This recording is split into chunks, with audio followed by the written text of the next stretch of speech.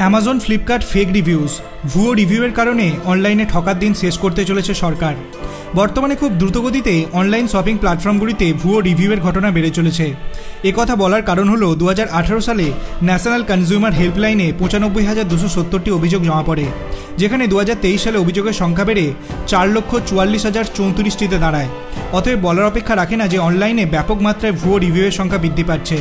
তবে সম্প্রতি consumer affairs department ভুয়ো রিভিউ সমস্যা মোকাবিলা করার জন্য বড় বড় ই কমার্স কোম্পানিগুলির সাথে একটি বৈঠক করেছে। এই বৈঠকে অ্যামাজন, ফ্লিপকার্ট, গুগল এবং মেটার অন্যান্য শিল্প সংস্থার প্রতিনিধিরা উপস্থিত ছিল।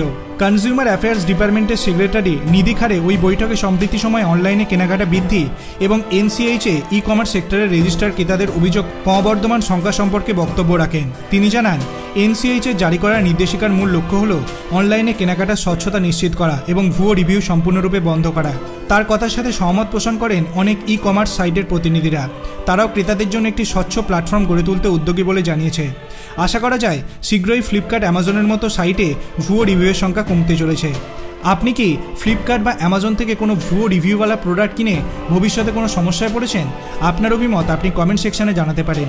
ভিডিওটি ভালো লাগলে লাইক করবেন, চ্যানেলটিকে সাবস্ক্রাইব করতে ভুলবেন না। ধন্যবাদ।